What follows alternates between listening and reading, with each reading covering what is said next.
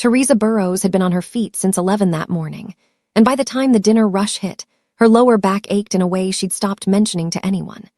She kept her natural bun pinned high and tight, her white collar pressed, her apron spotless, because appearances were the one thing she could still control. 4 years at the restaurant, and she'd never once let her guard down long enough for the others to see past the quiet, efficient woman who refilled water glasses and disappeared. They called her standoffish.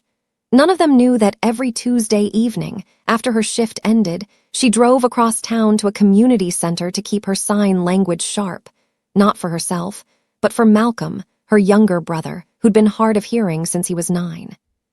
So when Todd, the shift manager who'd resented her composure since the day she was hired, assigned her to the private dining room that Thursday night, the smirk he traded with his clique told her everything. The client was Park Si-hoon, gray suit, slicked back hair, a tattoo climbing his neck like a warning label. Rumor said he faked his deafness for leverage, that no one who served him left that room without being humiliated. Todd and the others crouched at the service door to watch her fail. What they didn't know was that Si-hoon's silence was real, and Teresa was about to answer it in a language he never expected to hear from her hands. If you believe a person's dignity should never be somebody else's punchline, hit that like button right now so this story can reach more people who need to see real grace in action today. Teresa set the tray down, folded her hands, and when Si-hoon's eyes stayed fixed somewhere past her shoulder, she didn't repeat herself. She raised her hands instead and signed, slow and deliberate, "Good evening. My name is Teresa. I'll be taking care of you tonight." For a long moment, nothing moved in that room except the candle flame between them. Then something shifted behind Si-hoon's eyes, not surprise exactly, but the particular stillness of a man recalculating everything he thought he understood about his own evening. He studied her hands as if he didn't trust what he'd seen, then studied her face to see if the joke was on him. It wasn't. His shoulders, which had been braced like a man expecting an insult, eased down by an inch. He signed back, "You know my language." Behind the service door, Todd's grin had curdled into something confused. He elbowed the busboy next to him, certain he'd missed the punchline. He hadn't missed anything. There simply wasn't one. Teresa took Si-hoon's order in silence, in a language neither of them had expected to share that night, and when she left the room, she felt his eyes follow her, not with suspicion, but with something closer to disbelief, the way a man looks at a door he didn't know was there. She wondered, briefly, what kind of life carved that particular loneliness into a man's face. She didn't let herself wonder for long. She had tables to turn. By the time she got home, the south side sky had gone the color of a bruise, and her feet had that hollow ache that no amount of rest ever fully answered. The apartment was quiet. Malcolm was already asleep, or pretending to be, which was its own kind of teenage courtesy. On the kitchen table, propped against the sugar jar where he knew she'd find it, was a note in his blocky handwriting. "Made you a plate. Don't skip dinner again. Love you, sis." She sat down slowly, the note in her hand, and let herself feel the day. Malcolm was the reason for all of it, the double shifts, the community center on Tuesday nights, the walls she'd built so high that most people mistook her for cold. She hadn't always been this way. There had been a time she trusted easily, gave freely, and believed a person's word meant something. Then a man she'd loved had taken every dollar she'd saved and vanished before she'd even finished grieving the relationship. She'd rebuilt herself since then, brick by brick, with Malcolm as the mortar holding it together. She ate the plate her brother left her. She thought, without meaning to, of the way Si-hoon's hands had moved when he asked how she knew his language, careful, almost reverent, like a man unused to being met halfway. She had no way of knowing that 4 words in sign language had just rearranged the entire architecture of a dangerous man's world. The rearranging had already begun, though Teresa wouldn't understand that until Tuesday, when she sat in her usual folding chair at the community center, hands moving through the week's new vocabulary while her instructor nodded approval. This was the 1 hour of her week that belonged to no one but Malcolm, no double shifts, no Todd, no walls to maintain. She practiced the signs for family, for safety, for pride, and thought of her brother's face when she came home fluent enough to catch a joke he made too fast for her to follow the first time. She didn't think of Si-hoon. Not until Wednesday night, when she walked into the restaurant and felt the air shift the moment Todd spotted her. He was standing near the host stand, jaw tight, arms crossed in a way that made his uniform look 2 sizes too small for his temper. His prank had failed to humiliate anyone, and worse, it had done the opposite, made her look composed in front of the very man he'd meant to weaponize. That kind of failure didn't sit well on a man like Todd. He watched her clock in without a word, and something behind his eyes had already started building toward whatever came next. Then the host called out the private room reservation, and Todd's whole face changed, requesting his usual server, Teresa by name. She felt Todd's stare follow her the entire walk to the back hallway, hot and resentful, and she understood without needing to turn around that she had just become a problem he intended to solve. Inside the private room, Si-hoon was already seated, and this time he watched the door until she came through it, the way a man watches for something he's decided he wants to see again. She greeted him in sign, and he answered immediately, no hesitation, no testing her the way he had the first night. "Why do you let them believe you're arrogant?" she signed, setting his water down when the truth would earn you sympathy instead of fear. His hands went still for a moment. Then he answered her plainly, the way a man speaks only when he's already decided to trust someone. "Sympathy gets you killed faster than fear does. In my world, a weakness known is a weakness used. If they knew I could not hear a blade behind me, I would not survive the year." Teresa's hands lowered slowly. She understood in that moment that he had just handed her something far heavier than an order, his survival, folded into 4 sentences and placed directly into her keeping. She thought of Malcolm, of how fiercely she guarded what made him vulnerable. And she recognized the same fierce guarding in the stranger's eyes. She had no idea that outside that door, Todd had already stopped plotting pranks and started plotting something far more dangerous. Teresa is quietly keeping a beautiful promise to her family, completely unaware of the storm brewing outside that door. Don't forget to subscribe to our channel right now so you won't miss the next powerful, healing story we tell. Something dangerous Todd had started plotting arrived by Friday morning, in the form of a text buzzing across half the staff's phones before Teresa had even clocked in. She didn't see it at first. She saw it in the way Clara's eyes cut sideways when she walked into the break room, in the way conversations dropped a register and picked back up in a different key the moment she passed. By the time she found a spare minute to check her own phone, the group chat had already done its damage. A message from Todd, dressed up as concern, wondering out loud whether anyone else thought it was strange how much time Teresa spent alone with a man who ran half the West Side, and whether a woman that broke really turned down money when it was offered. He hadn't said the word. He hadn't needed to. The insinuation did the work for him, and by the time it reached Clara, it had grown teeth. "Must be nice," Clara said, loud enough to carry, stacking plates with more force than necessary, "having a rich friend in the back room every Thursday." A few of the kitchen staff laughed, that ugly, easy laughter of people who don't have to live with the consequences of their own cruelty. Teresa kept her hands steady on the tray she was carrying and said nothing, because she had learned a long time ago that explaining yourself to people who have already decided your guilt only feeds them more. But it landed somewhere old in her, somewhere that remembered exactly what it felt like to be whispered about, picked apart, treated like a cautionary tale instead of a person. She thought of the man who'd taken her savings and her trust in the same breath, and how the shame of being used had followed her longer than the money ever would. This felt like that. Different clothes, same old wound. She wondered, walking back to the kitchen with her spine straight and her face unreadable, how many of them would still be laughing if they knew the truth of what she carried for Si-hoon. Not money, not favors, but a secret that could get a man killed, and her trust that she would guard it with her life. Near the dish pit, Leo scrubbed a pan he'd already scrubbed twice, unable to look up. He was the one who'd laughed the loudest the night of the prank, and now he watched the rumors spread like grease fire and felt something curdle in his stomach that hadn't been there before. He didn't say anything either. Guilt, it turned out, was a quiet thing until it wasn't. By closing, the whispers hadn't slowed.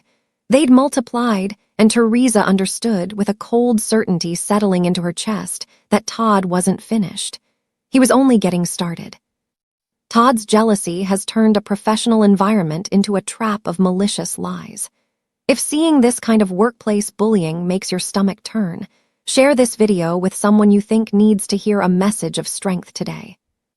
He was only getting started, and he proved it 2 nights later, when Teresa carried a crate of Bordeaux into the wine cellar and found the door swing shut behind her a half-second after Todd and Clara slipped in.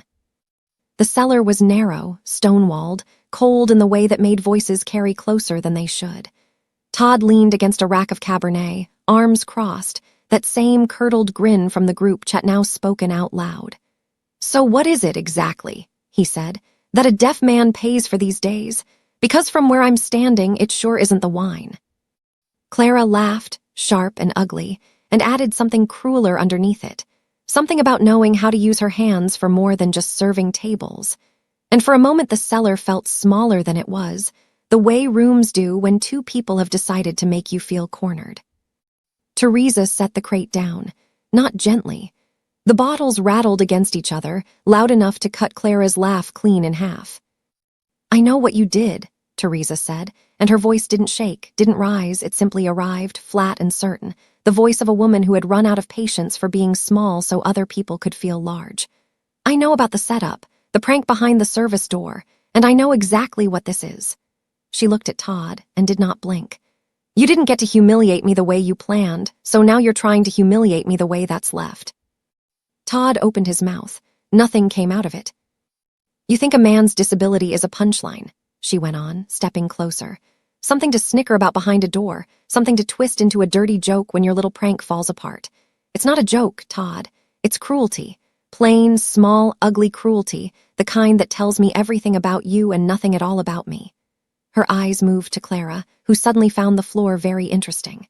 "And you went along with it because it was easier than having a spine of your own." The silence that followed had weight to it. Todd's jaw worked, searching for a comeback that never arrived, because there is no comeback for the truth spoken plainly by someone who has stopped being afraid of you. In the doorway, unnoticed until that moment, Leo stood frozen with a rack of clean glasses in his hands. He'd come looking for Chablis. What he found instead was a reckoning, and the sight of Teresa standing unshaken while Todd crumbled seemed to break something loose in him. His face went pale, his eyes glassy, caught somewhere between shame and a decision he hadn't made yet. Teresa picked her crate back up, walked past both of them without another word, and left Todd standing speechless among the wine racks. But she carried one image out of that cellar that troubled her more than Todd's silence ever could. The haunted, broken look on Leo's face, like a boy standing at the edge of a choice he wasn't ready to make. Leo wasn't the only one whose choice was catching up with him. Todd had one coming too, though he didn't know it yet. Humiliated and desperate to claw back some sense of standing after the cellar, Todd had taken to running his mouth at a bar 2 nights later, telling a table of half-strangers that he was tight with Park Si-hoon, that the man practically owed him favors, that he could get anybody a table, a discount, a problem solved, if the price was right. It was the kind of lie small men tell when they've been made to feel smaller than usual. He didn't think about where words like that travel once they leave your mouth. They traveled fast. By the following afternoon, they'd reached a man named Jin, Si-hoon's right hand, whose face didn't so much as twitch when he heard a waiter's name being used to sell fake influence in his boss's territory. Jin didn't raise his voice either. He simply made a call. That night, as Todd walked to his car through the alley behind the restaurant, 2 men stepped out of the shadows without hurry, without threat in their posture, which somehow made them more frightening than if they'd shouted. They didn't touch him. They didn't need to. One of them simply said his name, low and certain, the way a man states a fact rather than a warning, and told him that Mr. Park's name was not a party favor to be handed out at bars. Todd's bravado left him so completely that he couldn't recall, later, how he'd gotten to his car at all. He said nothing to anyone the next day. For the first time since Teresa had started there, Todd looked afraid. Inside the private room that same evening, Si-hoon watched Teresa set his plate down with the particular attentiveness of a man who has already decided to say something difficult. "I know what he did," he signed. "The rumors. The lies about you and me." His hands were steady, but something in his eyes had gone cold in a way she hadn't seen before, not the guarded coldness of their first meeting, but something with teeth in it. Teresa's stomach tightened. "How do you know?" "I make it my business to know what threatens the people who have shown me kindness," he signed, and then, with no change in his expression, no drama in the gesture, he added, "One nod from you, and he will never trouble you again. Not fired. Gone. You will never have to think of his name again as long as you live." The room went very still. Teresa's hands hovered in the air, unfinished, because for the first time since she'd walked into that private dining room weeks ago, she understood exactly what kind of power was sitting across the table from her, patient, absolute, and hers to command with nothing more than a single small movement of her head. She looked at Si-hoon, at the calm certainty in his eyes, and realized she had no idea in that moment what she was going to do. The table has completely turned, and Todd's fate rests entirely on one single nod from Teresa. We would truly love to know how you feel about this moment. Leave a comment right now and tell us. Should she take revenge or protect her peace? She didn't know, and the not knowing followed her home, sat with her through a shower that didn't wash off the weight of the offer, and climbed into bed beside her when sleep refused to come. Part of her, the part that remembered every cruel laugh in that kitchen, every whisper Clara let fly, every ounce of humiliation Todd had tried to pour over her like it cost him nothing, wanted to nod. Wanted it badly. There was a fierce, ugly satisfaction in imagining Todd's face if he understood, even for 1 second before it was too late, exactly whose hands his fate had been resting in. She had spent so long being the one absorbing damage. Just once, she let herself imagine what it might feel like to hand some of it back. But satisfaction, she knew, had a short shelf life. Consequences didn't. She got up sometime after midnight and stood in Malcolm's doorway, the way she used to when he was small, and she wasn't sure yet whether she could keep both of them afloat. He was asleep on his back, one arm flung over his face, 17 years old and still, in sleep, looking like the boy who used to wait by the window for her to come home. He didn't know anything about Si-hoon. Didn't know his sister had spent the evening standing 3 feet from a decision that could pull him into a world where men disappeared in alleyways and nobody asked questions afterward.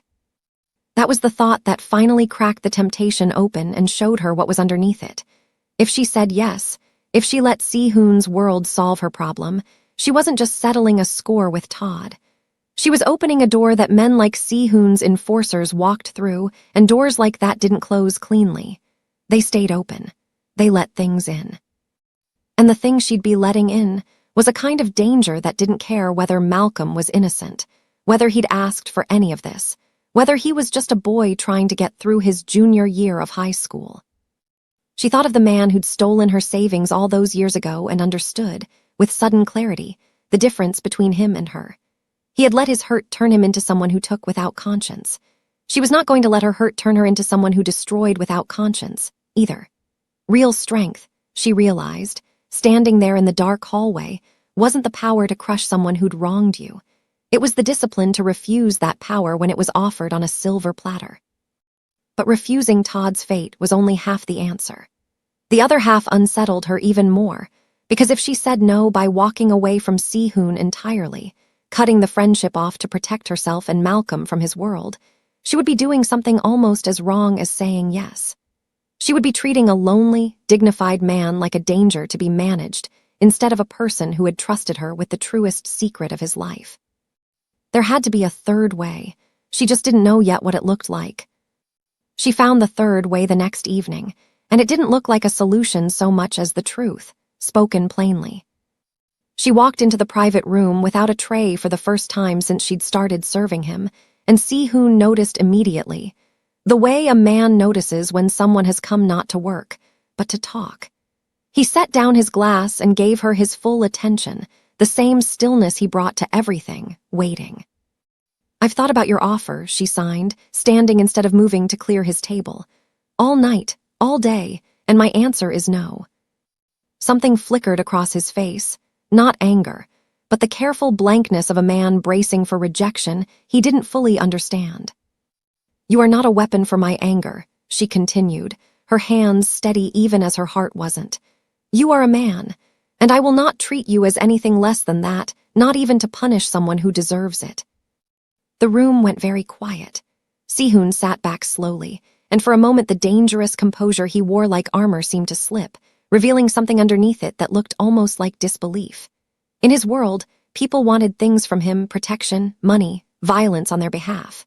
No one had ever stood in front of him and refused the violence on principle, refused to let his power be the answer to her problem. He signed, after a long pause. No one has ever said no to that offer. "Then I'm the first," she signed back, "and I need you to understand why.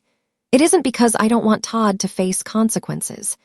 It's because I have a brother at home who has never done anything to deserve being pulled into a world where men disappear in alleyways. If I let you handle this the way you're offering, I open a door I can't close again. And it isn't only Malcolm I'm afraid for." She held his gaze. "It's you. I don't want to be the reason you cross a line you can't walk back from either." Sihun studied her for a long moment, and something settled in his expression, not disappointment, but a kind of dawning respect she hadn't seen from him before, the recognition of a woman who valued his conscience as much as his safety. "Then Todd keeps his life," he signed simply, "because you asked me to keep mine clean." Relief moved through her chest like warmth returning to a cold room. For the first time since this had all begun, she felt like she'd found solid ground. The moment held quiet, honest, something close to sacred, until the door swung open without a knock, and a man in an expensive suit strode in, already speaking before he'd finished crossing the threshold. "I need to speak to whoever is managing this restaurant," he said, his eyes sweeping the room with the particular urgency of someone who had just seen something he couldn't unsee. "Immediately." The man in the expensive suit wasn't there for Sihun at all, and the realization arrived a half-second later, when he turned toward the hallway and called out for the on-site manager without so much as glancing at the private table. Teresa recognized him then, Mr. Alvarez, the corporate director who oversaw 3 properties and was rarely seen at any of them. Whatever had brought him in tonight, it wasn't routine. She stepped into the hallway behind him, and that was when she saw Leo. He stood near the office door, pale, hands jammed in his apron pockets, but his spine was straighter than she'd ever seen it. On the desk in front of the on-duty manager sat his phone, screen up, the group chat glowing in full, every message, every cruel joke, every insinuation Todd had typed out in writing, thinking none of it would ever leave the kitchen. Leo had also brought something else: 2 former coworkers' names, and a quiet, shaking account of things Todd had done to them months before Teresa ever started, comments, jokes, treatment that had gone unreported because nobody believed anyone would listen. "I should have said something weeks ago," Leo said, and his voice cracked on the last word. "I was scared, but what he did to Teresa, what he's still doing, it's not okay. I can't keep pretending I didn't see it." Todd was called in without being told why, and Teresa watched from the hallway as his confidence evaporated in real time, the way it had in that alley, the color draining from his face as Mr. Alvarez laid the screenshots on the desk one by one. Todd tried denial first, then deflection, then anger reaching at the very end, for the same tired excuse men like him always reached for, that it was just jokes, that people were too sensitive. Mr. Alvarez didn't blink. "You built a hostile work environment around a woman's disability and her private life," he said, "documented it in writing, and now have a witness willing to testify against himself to make sure you're held accountable. There is no version of this where you keep your job." His voice didn't rise. It didn't need to. "Clear out your locker. You're banned from this property, and if I hear you've contacted a single employee here, my next call is to a lawyer." Todd looked around the room for someone, anyone, to back him up. Clara wouldn't meet his eyes. The rest of the staff who'd laughed along with him weeks ago suddenly found reasons to be somewhere else. He walked out of that restaurant in complete, public disgrace, and not one person watched him go with anything close to sympathy. Teresa stood in the hallway long after the door swung shut behind him, feeling something loosen in her chest that had been clenched for weeks. It was over. truly cleanly, without a single drop of the violence she'd refused. Justice had come through the front door instead of the back alley. She thought of Si-hoon waiting in the private room, and wondered, with a quiet flutter she didn't examine too closely, what this clean victory meant for whatever was growing between them now that the danger hanging over her had finally lifted. What was growing between them answered itself slowly. Over the months that followed, the way real things tend to, not with a single dramatic turn, but with 100 quiet Thursdays stacked one on top of the other. The kitchen healed first. Without Todd's resentment poisoning the air, the staff settled into something Teresa hadn't felt there in years: ease. Leo, promoted to shift lead that spring, still blushed a little whenever he thanked her for vouching for his character to management, though she always told him the same thing. He'd done that himself, the night he found his courage.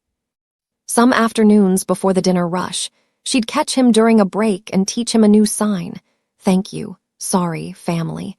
And he practiced them with the seriousness of a man determined to never again be the kind of person who stood by and said nothing. Si-hoon changed too, though more slowly and more privately. He mentioned it to her one evening, almost in passing, the way he mentioned most things that mattered, that he'd begun moving pieces of his world into daylight: restaurants and property holdings and a shipping company, businesses with paperwork and taxes, and nothing left to hide from anyone. He didn't frame it as a transformation. He signed it simply: a man can only guard a secret for so long before he grows tired of the guarding. She understood, without him needing to explain further, that her refusal that night in the private room had planted something in him that had kept growing long after she'd walked out. He never offered her money. He was too careful, too respectful of what it had cost her to build her own life brick by brick, to insult her with a handout. Instead, one evening he handed her an envelope containing information about a scholarship, full, legitimate, funded through one of his newly transparent companies, for promising young architecture students. Malcolm's name was already on the list of finalists. Si-hoon had simply made sure the door was open. Whether Malcolm walked through, it would be entirely his own doing. Teresa cried reading that letter at her kitchen table, the good kind of crying, the kind that comes after years of carrying something heavy and finally feeling it set down. Tonight, months after that first frozen greeting in the private room, she walked in without a tray again, the way she sometimes did now, and sat across from Si-hoon in the quiet glow of the city lights beyond the glass. Neither of them signed anything for a long while. They simply sat together, two people who had each spent years guarding themselves against a world that hadn't been gentle with them, finding that the safest language of all wasn't spoken or signed. It was simply presence. Unhurried and unafraid. Outside that room, a kitchen ran smoothly. A busboy signed good night to his coworkers, and a young man named Malcolm sat at a desk somewhere across the city, drawing blueprints for a future his sister had guarded fiercely enough to make possible. Dignity, protected long enough, had quietly rearranged everyone's world. Thank you for spending your valuable time listening until the very last moment. May you and the people you love always have abundant health, peace in your soul, and calm in every day. Goodbye, and we'll see you in the next story.